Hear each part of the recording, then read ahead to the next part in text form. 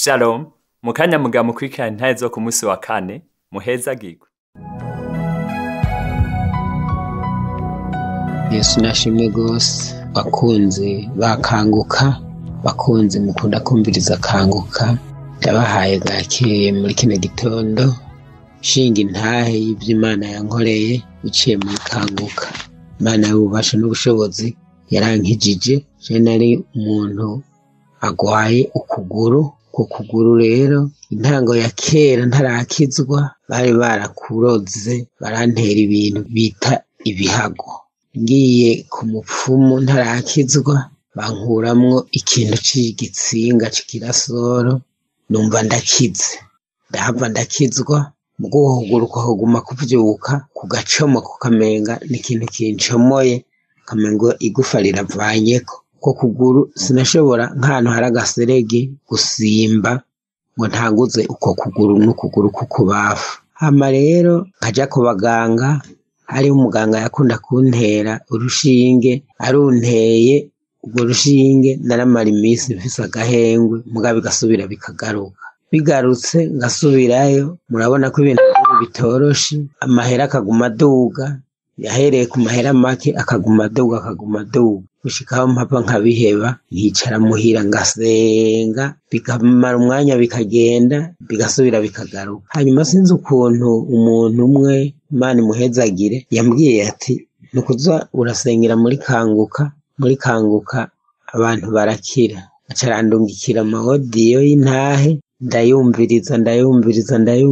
ndayumviriza. Umukozi w'Imana arasenga nanje ndasenga, ariko uwo munsi yavuze uwugwaye ukuguru k'ukuryo, bwaje nanje kwari ukubafu. Yavuze ngo hariho umugabo afise ukuguru k'ukuryo kugwaye, ngo kurakize mu izina rya Yesu. Ndafata avuga ati umwe wese afata hababara, ndagufata ukuguru, turasengana. Tuhejeje gusenga ndizera, ndavuga nti bwaribwo bwose naho yabuze ukuryo, je nanje kukari ukubafu, ndizera nanje ko nkira. Ndajaho bukeye ndasubira ndumviriza intahe, nanje ndashima. Ubu rero kuguru kwarakize. Ubu nahora nkagenda ndagukwega iyo vyanse, nkagenda nk'ikimuga. Umukenyezi akambwira ati kugenda urakwega ukuguru iyo umanganye, ego umenga uri kimuga. Nkiyumanganya ngeze ahaduga, muga hamanuka bigakunda, ahakikamye nta na kimwe, muga ahaduga naca ndavyumva vyanka ko ntambuka, nkagenda ndagukwega. None Imana ishimwe, biciye muri kanguka narasenze biragenda neza. Ubu n'amahoro, ukuguru ndidegemvya, ndatambuka ukuri kwamye. Iyindi ntahe, nari ngwaye umugongo, haje umusonga urambabaza cane mu mugongo, sinicare, sindyame, singende. Ndyamye hoho hageze kuvyuka, yemwe narababara cane. Ndumviriza za ntahe, ndumviriza umukozi w'Imana ariko arasenga, nanje ngasengana nawe. Sinamenye vyose ingene vyagiye. Ubu ndamahoro, ubu narakize, si wa mugongo, si kwa kuguru, ubu ndatambuka ndidegemvye. Ndashimira umukozi w'Imana adusengera. Imana imuhezagire nk'uko Imana yamugiriye neza agasengera abantu tazi tugakira. Imana imuhezagire. Abumvise intahe yanje, Imana ibahezagirane nanje, kandi intahe abashinga intahe bama bashinga ziraduhezagira kandi ziradufasha. Imana ibandanye tugirira neza. Amena. Iyo yari intahe yanje. Murakoze.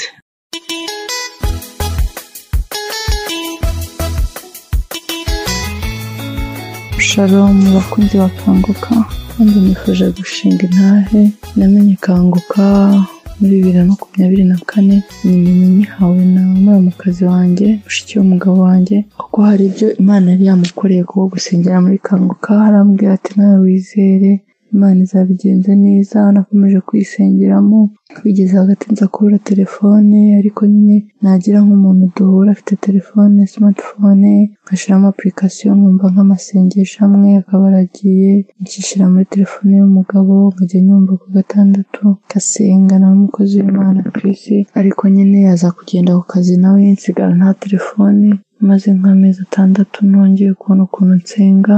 Ariko mbere yaho nyimenya kanguka, nkashize nk'ukwezi kumwe umukozi w'Imana ari gusenga, nari maze iminsi ndwaye guciragura, avuga ngo hari umuntu Imana ikijije gucira cyane, nanjye rero ndize ndavuga Imana iranyijije, biba birashize, mba ndakize, ndavuga Imana ishimwe. Nyuma yaho aho mboneye telefone nabwo nza kurwara ikintu kinkubita mu rubavu rw'iburyo, umukozi w'Imana ari gusenga avuga ngo hari umuntu Imana ikijije, ikintu kiri kumukubita mu rubavu, Imana birankijije ndakira, mu kwizera Imana birabikoze ndakize. Ejo bundi mu kanguka kwa gatandatu washize, umukozi w'Imana yaravuze ngo hari abantu babiri Imana ihaye imihango, nari maze umwaka n'igice nubatse ariko nta mihango ndetse nanatwite, narivuje byaranze, narakiye ndavuga Imana irakoze, ndashima n'indugenga, ndarira ndavuga Imana iransubije.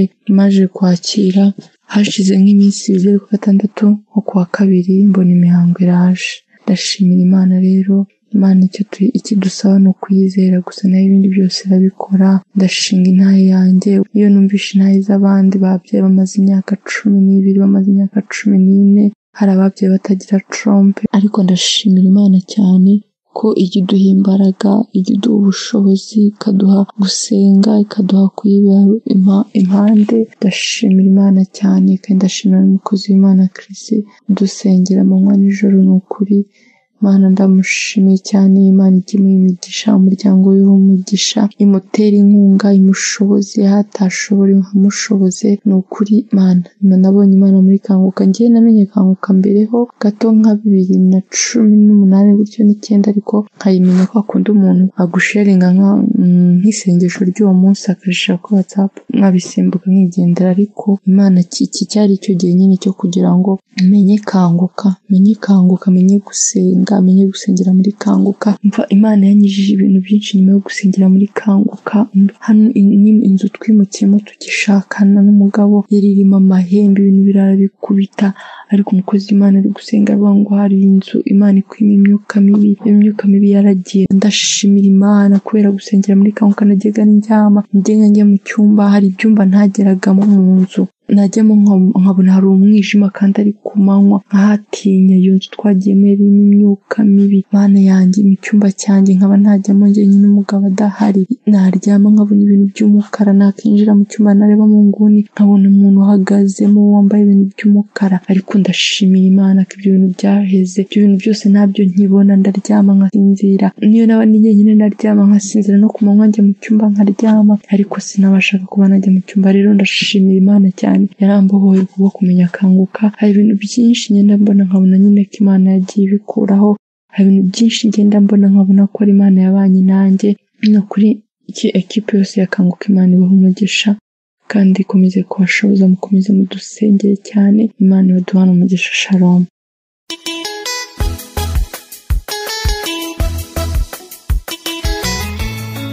Ndabasuhuje umuryango wa kanguka.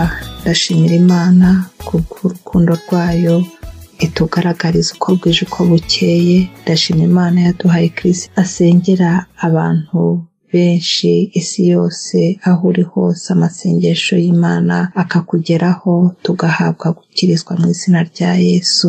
Nanjye rero nje gushinga intahe, nagize ikibazo, nagize impanuka, ndwara akaguru mu itako ndarirwara ku buryo iyo nabaga ndyamye nagira ngo ndahindukiye, numvaga kubabara cyane hakandya, ndetse nkagira ngo itako riratandukanye. Nagiye numva intahe z'abandi uko bagenda bakira, ndavuga nti nanjye reka nzagire uruhare rwo kumva kanguka, sengane n'umukozi w'Imana Chris. Numvise kanguka yo kuwa gatandatu dusengera hamwe, ni ukuri kanguka yarangiye nanjye nkize, ndetse ngerageza no kwihindukiza ukagira ngo ni nk'ibyo nigirishaga nahise nkira ako kanya. Chris iragushimira, ni ukuri Imana iguha umugisha kandi mbikuye ku mutima. Imana ihabwe icyubahiro, yo yaguhaye akazi nk'aka kugira ngo usengere abantu turi hano ku isi duhura n'ibibazo bitandukanye. Ikindi kandi nari mfite umwana uhora ataka kubabara ko ku mutima, umwana akambwira akarira ati mama ndi kumva ku mutima ndi kubabara. Umwana namufatiye kanguka turi kumwe turayumva yose yo kuwa gatandatu, ni ukuri umwana nawe yarakize, ndabishima cyane. Imana ihabwe icyubahiro. Yakangukana kuyumva, idusubizamo intege, idusubizamo imbaraga, idusubizamo ihumure. Ni ukuri mu mibereho tugenda tunyuramo ya buri munsi, itwigisha ibyigisho byiza bidukomeza kandi tukamenya gutegura umunsi. Kera nari nzi ko niyo waba uri mu nzira uri kugenda usenga kandi Imana ikakumva, ariko aho mariye kumva kanguka, numvise ko ukibyuka mu gatondo ugomba gutegura umunsi, ugashima Imana kandi ukiragiza Imana ikakugenga, ikakuyobora mu bihe byose, mu kazi uri bugeremo, uri bukore. Ni ukuri Imana ni nziza kandi ndayishima. Kumva kanguka ni iby'igiciro, ni ukuri bitwongerera imbaraga, bitwongerera ibyiringiro, ndetse tukagenda twumva n'ibyigisho bya Bibiliya, buri wese akumva umutima we ubohotse. Chris waziye igihe, ni ukuri ndashima Imana yakuduhaye, igomeze ikurindire mu mbaraga zayo, ikongerera imigisha, ikongerera imbaraga, umurimo w'Imana waguke, ukomeze ugere ku isi hose. Kandi ndasengera abaparteneri bakanguka aho bari hose, batera inkunga kanguka mu buryo butandukanye. Ni ukuri Imana ibongerera imigisha kandi bagurira imbago. Ni ukuri ni igikorwa cyiza kandi gikomeye. Ni ukuri by'umwihariko Imana yo mu ijuru ndayishimye, yumve ko nyishimye kubwo urukundo rwayo igenda itugaragariza. Ni ukuri iyo yaduhaye umukozi wayo Chris, ndayishimiye kandi ihabwe icyubahiro. Murakoze namwe bumvise iyi ntahe, mugomeze kugirirwa neza. Kandi intahe ni ikintu gikomeye kugira ngo utange intahe. Ndakubwiza ukuri, nagomeje mbivuga igihe kinini ngo nzatanga intahe, ariko ntibiba byoroshye. Ni ukuri Imana ihabwe icyubahiro kandi dukomereze mu mbaraga zayo.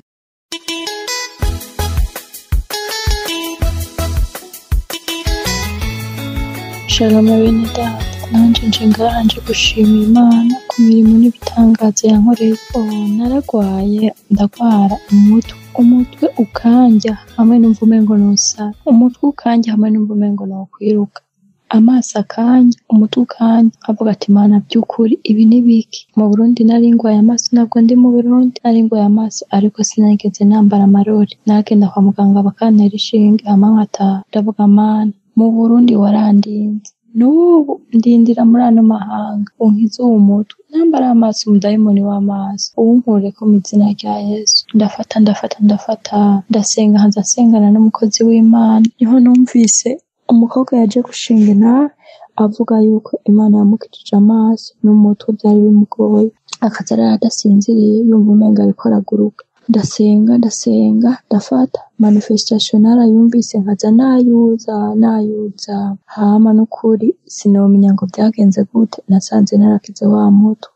N'ukuri Imana yumve ko ndayishimiye, Imana yo mu ijuru yumve ko ndayishimiye kuko yankijije uwo umutwe waranja, nkumva umengo nosara, umengo nokwiruka. Nkavuga ati Imana by'ukuri ubu jengire ntahe, waranciriye inzira urangiza, ubu ngire nataco ndimari. N'ukuri Imana yo mu ijuru yumve ko ndayishimiye pe. Ikindi kintu nshaka gushima Imana, ndashima Imana ko yankijije. Nari mfise uburibwe cane, ndibwa iyo ngiye muri reg, aribwa rwose kandi namara iminsi 5. Imana yarangabanirije, ubu nsigaye mara iminsi 4, kandi uburibwe bwari bwinshi rwose. Nkiri mu Burundi hoho nagenda kugura imiti muri farumasi kugira ingabanirize uburibwe. Nashobora kuribwa no ku kazi sintonde kubera kuribwa. Ndavuga ati Mana, n'ukuri niwankiza nanje nzoshima, numva wakijije abantu benshi, nanje ndakwinginze unkize nk'abandi. Ndafata rero n'ukuri Imana yarankijije, aho yapunguje iminsi n'uburibwe bwarapungutse. Imana yumve ko ndayishimiye.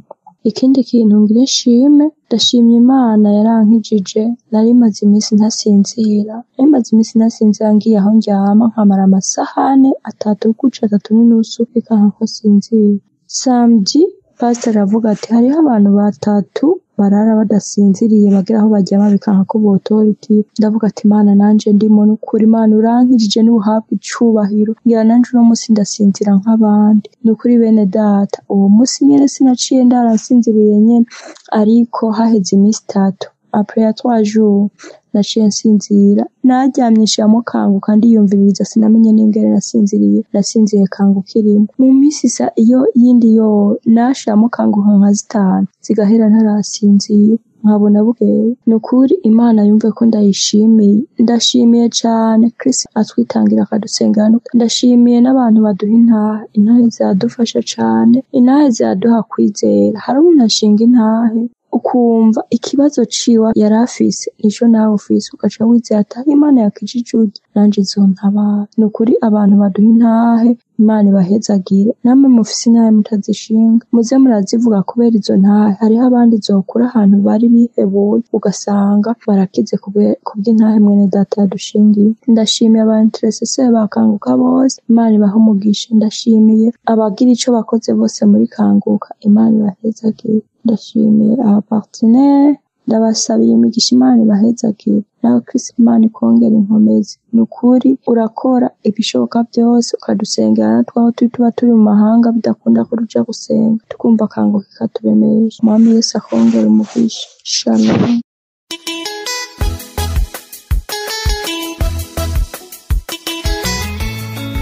Fashe kano kanya ngo shimira Imana kubitangaza Imana yankoreye biciye muri groupe ya kanguka bw'amasengesho kubw'intahe zihaca ndashimira Imana ko inshoboje gufata akanya ngo ndayishimire nkuko abandi bayishimira bagahesha Imana icubahiro nanje ndayishimiye ko inshoboje kuko nabigeze imigero kera biranga nagomba shimira Imana kuko yankoreye hari mu kwa gatanu 2024 aho nagwaza umwana ibihute nanje ndabigwara twese umutwe biruzura umubiri wose biruzura mugabo ibyo bihute ntivyigere bisha no kuvuga twaryama umengo ibyo dufise biriko birasha tukavyuka hongeyemo ibindi kandi bikaza rero ari binini cyane ndibaza none ibintu bizoyonga bizosha ko bitagutigera bihindura n'umunsi gushaka kwa Mungu kigisa ko hakundi gitarigera gihindura ndashira ko ibyo kubihisha biranga ndavuga ati ibi ni bitero ngaho usenge ndasengera muri kanguka ngumafashe ndumva ntahe tubashimira Imana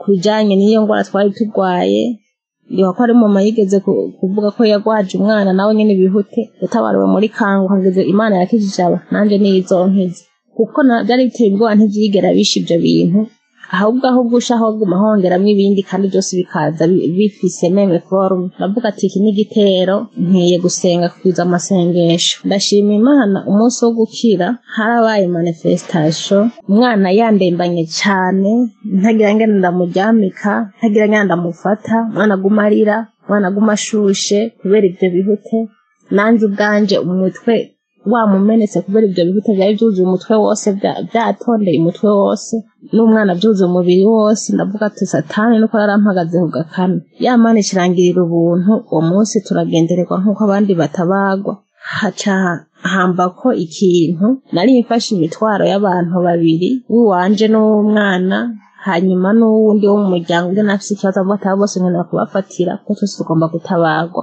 n'ukuri naravomishije iby'abantu marano bavuga ati naradashwe naragize ibiki nanje naravyibonye kico gihe ndavuga ati bya bintu kumba barabavuga biraba nivyo naradashwe hamwe nivuga ati no gupfa ngira mpe dadaho ibindi ndavuga no n'ibintu nibiki ariko ndavuga nti Imana habe icubahiro kuko iradutabaye kwerekana ko hari ibintu dushobora kuba twarariye canke sinzi ngene Imana bigenjeje iratweretse ko habaye gutabaho kandi ico gihe ibyo bintu byaciye bikira burundu ndashimira Imana ko bwico kuko yagikoze biciye muri kanguka n'ukuri byari bihute biteye ubwoba n'ababibona baravuga ati none mubiri n'ibihute canke n'ibiki ati ndavuga ngo ngira ngo twatambutse ngo aho baravyitaguruye sinzi terima bakunda gukoresha badije ntaho nabitambutse ibyo n'ibitero ko biraboneka nabyo bikaba ari byo bitaguriye ntibigere bisha n'umunsi wari ariko ndashimira Imana ico gihe yarahadutabaye irahadukura satani aramaramara kandi nshimira Imana kubw'ibyo kubera twatabariwe muri kanguka byari biteye ubwoba kumbo ataho umuntu yo kwifata ataho umuntu yo kwihindukiza ataca umuntu ari bukora atari kintu kimwe kubera ibyo bihute kandi utazi yo byavuye uri kwafata imiti hakabura ikintu kimwe byovamo rero ndashima Imana kubw'ibyo nongeye gushima Imana kandi yashishikaye kubana nanje nakomeje kuba mu bitero bidasanzwe ico caravuye ico gitero konge harazi ikindi gitero ndagwara ibere umwana ariko araryo nkukacumengo ririmo impiripiri nukuri nkabura nkanda bigenda nkavuga no ndamukureko nkumva ngize ikibazo cyo kumukuraho ko nabona ko nabanda mukuye ko kuviyo ngwara nyene ishishikara gufata muri kanguka iryo bere nabonye Imana irinkiza nukuri imisonga ari muri ryo irakira nyene burundu kandi byose nabitabaye muri kanguka ko narafata nkumva baramvuze uno munsi ngafata nkumva baramvuze geje nkafata nkumva baramvuze nkavuga nti Imana ni uzontabaza numva nyene byaragiye ntazi ngene byaheze uzasanga byakize mbwa nkumva ko nanje nadomwe ko mu gihe cyo gusengera abagwaye hanyuma nongera ngira ikindi gitero turagwara n'umwana kandi twakunda kugwara ibitero bimwe nongera ndagwaza umwana naje bwanje ndagwara kandi igihe kirekire dusanga twarariye ibintu by'amashano n'ukuri bije kutwica atari byo kuzohava dukira ariko kubwo gusenga no kuguma umuntu afashe muri kanguka ndashimira Imana cyane n'ukuri kanguka akoze ibimana muri kanguka murafise igikorwa kandi mukoreshwa n'Imana jewe mvuga ntiyahataba kanguka je ndazi ndashobora kuba narapfuye uko ndibuka harageze igihe ndabona ubwanje buraheze ndabona ubwanje kabisa buraheze muga ndashimira Imana kubumufasha yampaye arakomeza gufata muri kanguka yumvirije akumva baratuvuze kwa kundi nyene tugwaye agaca yindungikira je nkaca ngira igitero nkabyugurura bikanka kuguruka mugabo Imana ifashije ko yaba yavyumvirije abindungikaca ndayugurura igakunda kuguruka nkaca ndayumviza nkaca mpura n'igitero cuko hageze mu masengesho hagisho gihe nasinziriye nkaguma ndiko ndayisubiramwo mbwa ngo hagere ku masengesho nkaca sanga nahuniye kuko naba ndemvye cyane ariko nkumva iyo nshobora kumviriza iyo kanguka nkumva ko umukozi w'Imana ariko avuga twebwe nkumva ko yatuvuzemwo niyo yatatuvuze mu masengesho yasenze atatuvuze nkavuga nti Imana ndazi ko naho tukumva manifestation turatabagwa rero igihe kinini akaguma ariko aransengera muri kanguka ndashimira Imana yafashije umufasha wanje akaguma kuri kanguka amasengesho yasengeye n'amasengesho yo muri kanguka byose byatumye tubona ubutabazi bw'Imana by'ukuri kuba tukiriho ndabishimye cyane kuko ntako Satani atari yakoze kugira ngo ampitane twe n'umwana biciye mu bintu twariye tutazi hanyuma ariko umugabo nawe akahabera amaso agafata muri kanguka akaguma inyohereza kandi akankubitira kuyumviza ati yaranje yumvize kandi bavuze twebwe none ndashimira Imana kandi nyumvize ko ndayishimiye yaranabaye sinigeze ngira vomisema sinigeze ngira manifestation nimwe mugabo ukuntu nagenda abona ubutabazi bw'Imana kuko umuntu yari yumva amerewe n'urugero byari bigeze ko harageze ko umuntu yopfa burundu kuko ntako tutari twakoze twivuza fata imiti yose irananirwa mugabo hamwe no gusenga no gushishikara muri kanguka n'ukuri turabishimira Imana hanyuma nkabashimiye Imana n'ukuri nari naragerageje kugira ngo shobore gushinga intahe ntihaba hageze igihe cyose ntarashinga intahe Satani bafise amayeri menshi bantu b'Imana n'ukuri nzona umuntu arashinze intahe aba yagwanye urugamba rudasanzwe ariko ndashimiye Imana uyu munsi ko inkundiye nkaba nshoboye gushinga intahe n'ukuri sinoshobora kuvuga byose ni byinshi Imana yankoreye muri kanguka narigeze no kugwara ugutwi twe n'umwana turagwara ugutwi twese amatwi yose akaba nk'imisonga ijya nino mugamfata muri kanguka numva Imana irangiriye ubuntu ya misonga iragenda kandi byose byaca muri kanguka nkumva vuze ngo hari umuntu agwaye ugutwi hari umuntu agize ibi nkafata muga nta cyaba ngo ndabone ngo harabaye kato nizera ko nanje mu bavuzwe no mu batavuzwe umuntu arose nk'ubutabazi ko ntiryari rya mbere tuhatabarirwa ibyinshi ntodondagura ngo mare uyu mwanya ariko ko nshoboye kwatura ngo mvuge ndashimira Imana iragahezagirwa n'ukuri nihabwa icyubahiro yankoreye byinshi ntoshobora kuvuga ndiko ndabivuga ngo ni ibintu bisanzwe ariko nibutsaho nari ngeze n'ukuri yataba kanguka je mba narapfuye bene umwana wanje ndashimira Imana iragahezagirwa ndashimira Imana ndashimira umukozi wayo ndashimiye abamufasha ndashimiye umuntu wese asengera ugacakanguka kuko abantu turarushe munakimvira none ngire ndasengera ko abantu bose umengo bari okipe uwo wari uzi ko yoshoboye kugusengera kumengo si byarimwo ariko ndashima Imana kubihikorwa no kwicaje hageze umuntu araja mu nzu akumviza ubutumwa akifatanya n'umukozi w'Imana akumviza amasengesho agatabagwa ndashima Imana uko byagenze kanguka itabaho Jesse zinge nabiba bimeze kuko harageze igihe ndumva ko ngize ukwihebura ngize ukwiranda mu mutima ibyizere birahera mugabo hamwe n'umufasha Imana yampaye aragahezagirwa arafata akanguka guhera mu gitondo gushaka umugoro umwanya wose ayifata bari yica yindungikira kuguma ndemesha ati nagusenge muri kanwa kandi numvise ko batuvuze n'ukuri Yesu ntabwo icubahiro umvise naye yanje Yesu nabahezagire mwese amen. Nizeye ko mwubatswe ntimwibage gufyonda ku gakenge kugamumenyeshwa igihe cyose dushizeho ikiganiro gishasha muhezagirwe cyane.